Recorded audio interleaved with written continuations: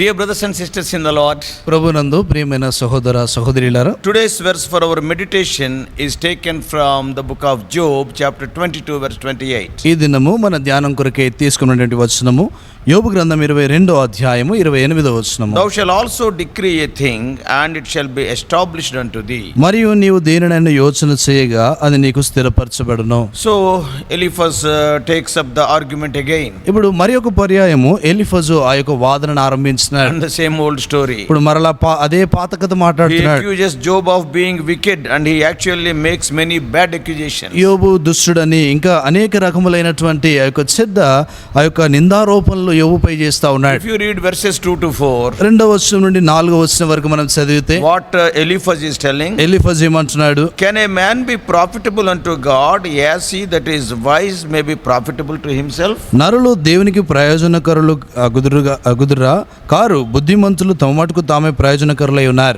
Is there any pleasure to the Almighty that you are righteous? నువ్వు నీతిమంతుడు అయినందున సర్వశక్తుడవు దేవునికి సంతోషమా? Or is it any gain to him that you make your ways perfect? నువ్వు యథార్థవంతుడవై ప్రవర్తించుట ఆయనకు లాభకరమా? Will he reprove thee for the fear of thee, or will he enter into thee with judgment? ఆయన యందు భయభక్తులు కలిగి ఉన్నందున ఆయన నేను గద్దించునా? So in other words, what Eliphaz is telling, వేరే మాటలో చెప్పాలంటే ఎలీఫజ్ ఏమంటున్నాడు? oh Job, do you think that you are adding anything to God? యోబు, నువ్వు దేవునికి ఏదన్నా మేలు చేస్తా ఉన్నావా అని అడుగుతున్నాడు. Is anything to God if you are good? నువ్వు మంచివాడవైతే దేవునికి అదేమన్నా లాభమా అని If you అంటాడు. justify yourself, what it profits to God? నిన్ను నీవే నీతిమంతునిగా తీర్చుకున్నట్లయితే అది దేవునికి ఏమి లాభం There అంటాడు. is no gain to God. అది దేవునికి ఏ లాభం కాదు. But he further says in verses 5 to 9, ఆయన ఇక ముందుకు అంటాడు 5వ వచనం నుండి 9వ వచనం వరకు, is not thy wickedness great, నీ చెడుతనము గొప్పది కాదా, and your iniquities infinite? నీ దోషములు మితిలేనివి For కావా? you have taken a pledge from the brother for nothing, and you have stripped the naked of their clothing. ఏమి ఈయకయే నీ సహోదరుల యొద్ద నువ్వు తాకట్టు పుచ్చుకొంటివి, వస్త్రహీనుల బట్టలను తీసుకొంటివి. And you have not given water to the weary to drink, and you have not withheld bread from the hungry. దప్పి చేత ఆయాసపడిన వారికి నీళ్ళు ఇవ్వవైతివి, ఆకలి కొన్న వారికి అన్నం పెట్టుకుపోతివి. But as for the mighty man, he had the earth, and the honorable man dwelt in it. బాహుబలము గల మనుషునికే భూమి ప్రాప్తించును, గనుడని ఎంచబడినవాడు దానిలో నివసించును. Thou hast sent widows away empty, and the arms of the fatherless have been broken. విధవరాండ్రను వట్టి చేతులతో పంపివేసితివి, తండ్రి లేని వారిని చేతులు విరగొట్టితివి. Now these are the accusations he is making against Job. ఈ యొక్క నిందారోపణలన్నీ కూడా యోబుకు విరోధంగా ఎలీఫజు చేస్తా They ఉన్నాడు. are not proved. అవి అన్ని కూడా నిరూపించబడినవి He కాదు. is assuming these things now. ఈ సంగతులన్నీ కూడా ఆయన ఊహించుకొని But మాట్లాడుతున్నాడు. absolutely there is no proof to them at all. అవి ఖచ్చితంగా ఆ యొక్క మాటలకు ఎటువంటి రుజువు అనేటువంటిది లేదు. And Job does not answer them immediately. యోబు వెంటనే ఆ యొక్క మాటలన్నిటి కూడా సమాధానం But చెప్పలేదు. in a couple of chapters, Job will answer these accusations. 2 అధ్యాయాల తర్వాత చూస్తే యోబు ఈ యొక్క నిందారోపణలన్నిటికీ కూడా ఆయన జవాబిస్తున్నాడు. When we get to chapters 29 and 30, 29-30 అధ్యాయాలకు వచ్చినప్పుడు he answers the accusations that are made against him. ఆయనకు విరోధంగా చేయబడినటువంటి ఆ యొక్క నిందారోపణలకు ఆయన జవాబునిస్తున్నాడు. But it is interesting how that hospitality was considered really well. Not to be hospitable was actually great wickedness. ఆయన చేసినటువంటి ఆ యొక్క ఆతిథ్యమును ఎంతో గొప్ప చెడుతనముగా వారు చూస్తూ వచ్చినారు. In other words, వేరే మాటల్లో, if you did not give a cup of water, if you didn't give bread, నువ్వు గిన్నెడు చన్నీళ్ళు ఇవ్వకుంటే, ఎవరికైనా రొట్టె ఇవ్వకుంటే, if you did not seek to help the poor people, the widows, నువ్వు విధవరాళ్లకు తర్వాత పేదవారికి నువ్వు సహాయపడకుండా ఉంటే, and the fatherless and all the other ones, తండ్రి లేనటువంటి వారికి ఇంకా ఇతరులకు, then that was considered as a great wickedness. అప్పుడు అది నిజముగా ఘోరమైనటువంటి దుష్టత్వముగా ఎంచబడేది. Carefully here, జాగ్రత్తగా వినండి. I think that one of the tragic things about our culture today is, ప్రస్తుత దినాల్లో ఉన్నటువంటి ఎంతో విషాదకరమైనటువంటి సంస్కృతి ఏంటంటే, we are so much into ourselves that we really are not even aware of the needs of those around us. మనము ఎంతో ఎక్కువ శాతము మన వైపు ఉన్నటువంటి మన అక్కర్ల విషయమే పట్టింపగలుగున్నాము, కానీ ఇతరుల యొక్క విషయాలపై ఎటువంటి మనసు లేకుండా మనం ఉన్నాం. I have great difficulty with people who can spend lavish amounts of money for their own luxuries and pleasures. తమ యొక్క సొంత యొక్క సుఖ సౌఖ్యాల నిమిత్తమై ఎంతో విలాసవంతంగా ఉండటానికి ప్రజలు ఎంతో డబ్బును ఖర్చు చేస్తూ ఉంటారు. అది చూస్తే నాకు ఎంతో కష్టకరంగా ఉంటుంది. But they do not take any concern or any care for the poor. అయితే వారు ఏమాత్రం కూడా పేదవారి పక్షాన్ని ఎటువంటి పట్టింపుని వారు కలిగి ఉండరు. They think nothing at all of spending fabulous sums to adorn their own bodies. వారు తమ సొంత శరీరాలను అలంకరించుకునే విషయంలో డబ్బు ఖర్చు చేయటంలో ఎటువంటి ఆ యొక్క నష్టం ఏమి లేదనుకుంటారు. Lakhs of rupees they will spend. లక్షలాది రూపాయలు ఖర్చు And చేస్తారు. yet if someone comes up who is really destitute, they will get angry and they will say, go away and go and ask someone else. అయినా కూడా ఎవరైనా ఎంతో పేద స్థితిలో ఉండి ఏకాకిగా ఉండి వారు వచ్చి ఏదైనా సహాయం కొరకు అడిగినప్పుడు వారిని కోపంతో గద్దించేటువంటి వారుగా ఉంటారు. At the time of the Bible, it was considered as a great wickedness. Bible సమయంలో చూస్తే అది ఘోరమైనటువంటి దుష్టత్వముగా ఎంచబడేది. I think that it is still a great wickedness. అది ఇంకనూ ఘోరమైనటువంటి దుష్టత్వమే. I do not believe that we can justify a luxurious lifestyle for ourselves when people are hurting. ప్రజలు గాయపరచబడుతున్నారంటే మన యొక్క విలాసవంతమైనటువంటి జీవితాన్ని చూసి వారు గాయపరచబడుతున్నారంటే దానికి ఏమాత్రం కూడా When people are in troubles ప్రజలు సమస్యలో ఉన్నప్పుడు and if we are enjoying luxury, I do not think it is right. మనము ఇంత విలాసవంతమైన జీవితాన్ని జీవించడానికి అది దానికి నేను ఏమాత్రం కూడా సమ్మతించను. When people are in great need, ప్రజలు గొప్ప అక్కర్లో ఉన్నారు, really they are in true need, somebody is in hospital, వారు ఎవరైనా నిజమైనటువంటి అక్కర్లో ఉండి ఎవరైనా హాస్పిటల్లో ఉంటే, I am not talking about those people who are slaves to evil habits. No, not those people. ఎవరైతే చెడు వ్యసనాలకు బానిసలయ్యారో వారి గురించి మాట్లాడడం లేదు. If you are giving 100 rupees to somebody and if he is going and purchasing drugs, I am not talking about that man. నీవు ఎవరికైనా ఒక 100 రూపాయలు ఇస్తే ఆయన వెళ్ళి ఏదైనా డ్రగ్స్ అవి ఇవి కొనుక్కుంటున్నాడంటే వారిని గురించి మాట్లాడడం లేదు. About the really needy people. నిజముగా అక్కరలో ఉన్నటువంటి వారిని గురించి మాట్లాడుతున్నారు. They are in great need. వారు గొప్ప అక్కరలో ఉన్నారు. I think that we need to become more sensitive to the needs of others around us. మన చుట్టూ ఉన్నటువంటి వారి యొక్క అక్కర్ల విషయమే మనం ఎంతో పట్టింపు సున్నితముగా మనం ఉండాలి. I want to talk about a little bit about this. Please hear carefully. దయచేసి దీని గురించి కొంత మాట్లాడాలనుకుంటున్నాను, జాగ్రత్తగా వినండి. I go to so many places. నేను అనేక స్థలాలకు వెళ్తాను, so many thanksgiving meetings, అనేకమైనటువంటి యొక్క కృతజ్ఞత కోడికలకు. and the money they are spending on those eating and drinking, really it pains me. వారు తినటానికి త్రాగటానికి వారు ఖర్చు చేసేటువంటి ఆ యొక్క ఖర్చు చూస్తే అది నాకు ఎంతో బాధ కలిగిస్తుంది. బర్త్డే మీటింగ్, ఒక పుట్టినరోజు కూడిక, okay, for the child you purchase a little dress, ఆ పిల్లవానికి ఒక చిన్న డ్రెస్ ను కొనిస్తే because it is his birthday, అది ఆయన పుట్టినరోజు కనుక. but even the mother, the father and everybody, they will adorn themselves with costly garments for that occasion. ఆ యొక్క సందర్భం కొరకే తల్లి తర్వాత తండ్రి యొక్క బంధువులందరూ కూడా ఎంతో ఖరీదైనటువంటి వాటితో తమను తాము అలంకరించుకుంటారు. If it is a marriage, అది వివాహం అవుతే, okay, the bride and bridegroom, if suppose they are purchasing good clothes or little bit costly clothes, okay, it is once in a lifetime event. పెళ్లి కుమారుడు పెళ్లి కుమార్తె గనుక ఏదైనా ఖరీదైన వస్త్రాలు కొనుక్కుంటే అది జీవిత కాలంలో ఒక్క పర్యాయం జరుగుతుంది గనుక అలా కొనుక్కుంటే That సమ్మతించవచ్చు. is a good memory for them. అది వారికి ఏదో మంచి జ్ఞాపకంగా But ఉంటుంది. what about the others who are beside that bride and bridegroom? How much you are spending? అయితే పెళ్లి కుమారుడు పెళ్లి కుమార్తె ప్రక్కన ఉన్నటువంటి వారి సంగతి ఏంటి? వారు ఎంతగా ఖర్చు చేస్తూ Is ఉన్నారు? it necessary to provide 50 items for the food? ఆ యొక్క ఆహారానికి 50 రకాలైనటువంటి వంటకాలు పెట్టడం అవసరమా? And what is your desire? నీ యొక్క కోరిక ఏంటి? Oh, that brother has conducted a function. Oh, what a wonderful function. Nobody ever conducted like that.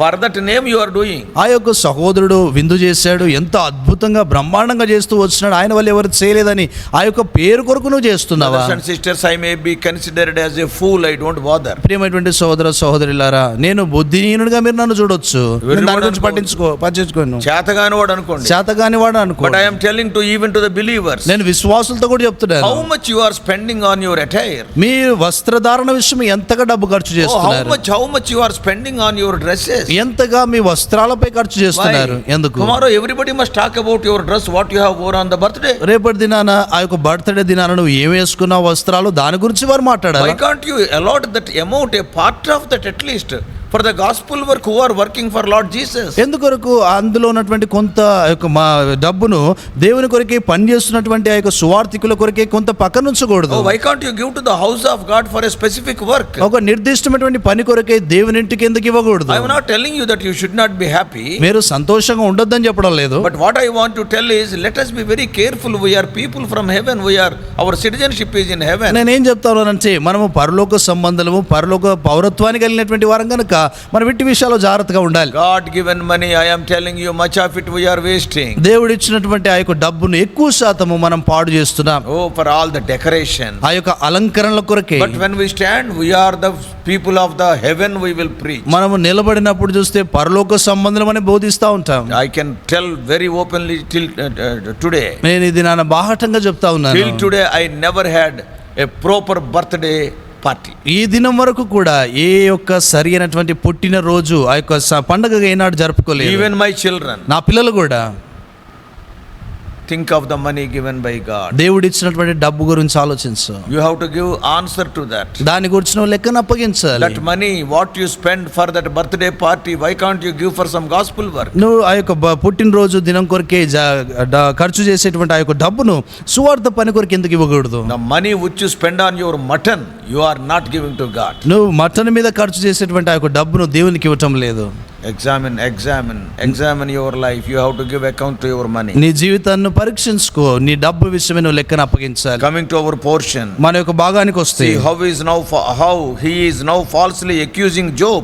ఆయన యోబును ఎంత తప్పుగా నిందారోపణ చేస్తా What ఉన్నాడు. he is saying? అనేమంటున్నాడు? Job, you are saying how can God see you when it is a cloudy day? అది ఒక మేఘముతో ఉన్నటువంటి ఆ యొక్క దినమైనప్పుడు దేవుడు ఎలాగో చూడగలడు అంటున్నావు. You know God is up there in heaven. దేవుడు పరలోకమందు ఆకాశమందు ఉన్నాడు. You are telling that he cannot see through the clouds. ఆయన మేఘాల్లో నుండి చూడలేడు అంటున్నావు. Job did not say that. యోబు ఆ మాట అనలేదు. But Eliphaz is blaming Job. అదే Eliphaz యోబును నిందిస్తున్నాడు. So his advice to Job is just to get right, find God, oh Job, find God and be at peace.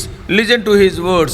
Follow him. These are his words. ఆయన యొక్క సలహా యోబుకి ఇస్తూ ఉన్నటువంటి సలహా ఏంటంటే, యోబు నువ్వు దేవుని వెదుకు, ఆయనకు మొరపెట్టు, ఆయనను కనుగొనని ఈ రీతిగానే సలహా ఇస్తా ఉన్నాడు. So in the verse for our meditation today, verse 28, ఈ దినం మన ధ్యానం కొరకినటువంటి వచనం 28లో Eliphaz says, ఎలీఫజ్ అంటాడు, thou shalt also decree a thing and it shall be established unto thee. మరియు నువ్వు దేనినైనా యోచన చేయగా అది నీకు స్థిరపరచబడును అంటాడు. Strictly speaking, this is only true of God. ఇది కఠినముగా మాట్లాడుతూ ఉన్నది, ఇది దేవుని విషయం, అది వాస్తవికమైంది. And it is only with God. అది దేవునితో మాత్రమే సాధ్యమవుతుంది. Because his decrees cannot be frustrated. ఆయన యొక్క ఆజ్ఞలు అవి మాత్రం కూడా మార్చబడలేవు. And his counsel shall stand. ఆయన యొక్క ఆలోచనలు స్థిరంగా ఉంటాయి. And the thoughts of his heart be established to all generations. ఆయన యొక్క హృదయ ఆలోచనలు తరతరాలు నిలిచి ఉంటాయి. And frequently so it is, according to the usual saying, man appoints but God disappoints. అయితే మానవుడు నియమిస్తాడు కానీ దేవుడు దాన్ని నిరాశపరుస్తాడని తరచుగా చెప్తూ ఉంటారు. Many times people say man purposes and God disposes. అనేక పర్యాయములు అంటారు, మనుషుడు ఆలోచన చేస్తూ ఉంటాడు కానీ దేవుడు దాన్ని విడదీసేస్తాడు. But as for us, అది ఎంత మట్టుకైతే, మన మట్టుకైతే, when we commit our ways to the Lord, మన యొక్క మార్గములు దేవునికి అప్పగించినప్పుడు our thoughts will be established. మన యొక్క తలంపులు స్థిరపరచబడతాయి. Or our purposes and designs will be effective. మన యొక్క ఉద్దేశాలు, మన యొక్క ప్రణాళికలన్నీ కూడా ఎంతో శక్తివంతంగా ఉంటాయి. You can read Psalm 1st chapter verse 3. మొదటి కీర్తన 3వ వచనం మనం చదవచ్చు. Or rather, as a praying man, the desires of his heart, whatever was upon his mind, and if you pray in faith, and we can have them. ప్రార్థించేటువంటి వ్యక్తిగా నీ హృదయంలో ఉన్నటువంటి సంగతుల విషయమై విశ్వాసంతో నువ్వు ప్రార్థించినప్పుడు అవన్నీ కూడా నీకు అనుగ్రహించబడతాయి. When Elijah prayed, ఏలియా ప్రార్థించినప్పుడు both that it might not rain and also it might rain. అది వర్షించినట్లుగా వర్షం పడకుండాట్లుగా ప్రార్థించాడు. Both are according to his word. రెండు కూడా ఆయన వాక్య ప్రకారమే. And the decree of his lips in prayer, the God's decree.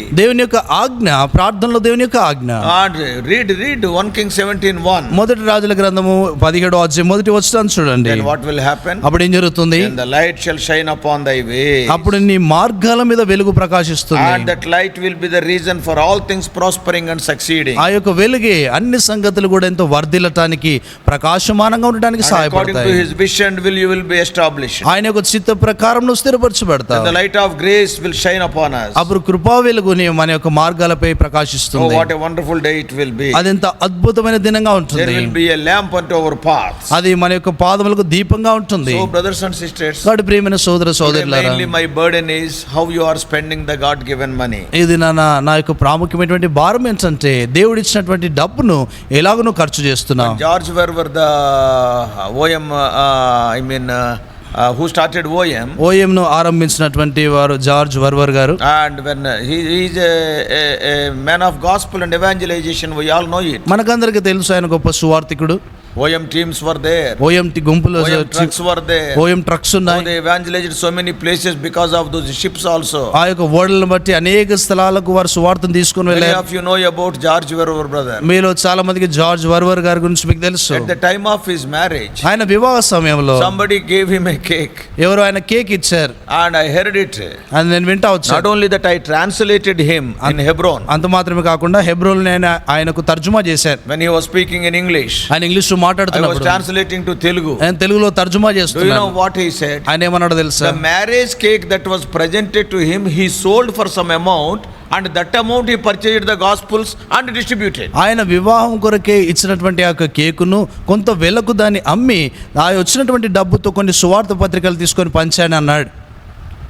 I am not asking you to do like that. అలాగూ చేయమని నేను చెప్పడం లేదు. At least in your function. కనీసం మీ విందుల్లోనైనా How much wastage of money. ఎంత డబ్బును వృధా చేస్తున్నారు. Some people, they go to loans and do it. కొద్దిమంది అప్పులకు వెళ్ళి అలాగ చేస్తారు. Then at the table the prayer request, oh I am in loans, please pray for me. అప్పుడు బల్ల దగ్గర ప్రార్థన మనవలు పంపిస్తారు, నేను అప్పుల్లో ఉన్నాను, దయచేసి నా కొరకు ప్రార్థించండి అని. Let us examine our lives. కాబట్టి మన జీవితాన్ని పరీక్షించుకుందాం. How we are spending our money. మన డబ్బుని ఎలా ఖర్చు చేస్తున్నాం. Let us pray. ప్రార్థన చేస్తాం. Loving Heavenly Father, ప్రేమల పలుకుడి మా తండ్రి, one day we have to give account even to our, oh Lord, money which you are giving unto us. ప్రభుత్వం యొక్క దినాన నీవు మాకు ఇచ్చినటువంటి ఆ యొక్క డబ్బు విషయం కూడా మేము లెక్కన అప్పగించాలి. Oh Lord, great men of God, without money also they did so much ministry. తన గొప్ప దైవజనులు డబ్బు లేకుండా కూడా ఎంతో పరిచర్య చేశారు. Today in our functions, in our Thanksgiving meetings, oh Lord, unwanted things, so many things, the decorations we are purchasing, and even in eating, how much. తండ్రి ఈ యొక్క దినాల్లో చూస్తే ప్రభుత్వం మా యొక్క విందుల్లో కానీ తండ్రి తిరిగి ఇతరమైనటువంటి సంగతుల్లో మేము ఎంతో డబ్బును అలంకరణ కొరకే ఆ యొక్క భోజనం కొరకు ఎంతో డబ్బును వ్యయం చేస్తున్నాం. Oh Lord, thousands of rupees the dresses. ఓ ప్రభువా, వేలాది రూపాయల వస్త్రాలు. But one side we say that we are the people of heaven. తండ్రి ఒకవైపు మేము పరలోకపు సంబంధులం అంటున్నాం. Speak to us, oh Lord. ఓ ప్రభువా, మీరే మాతో Speak to మాట్లాడుతురండి. us throughout this day. ఈ దినమంతటి కొరకే మీరే మాతో మాట్లాడుతురండి. In Jesus' precious name we pray. యేసు ప్రభువారి అమూల్య నామమున ప్రార్థించి వేడుకుంటున్నాం మా తండ్రి. ఆమేన్. God bless you all. Please subscribe for more spiritual messages to the YouTube channel John Victor Telugu Messages.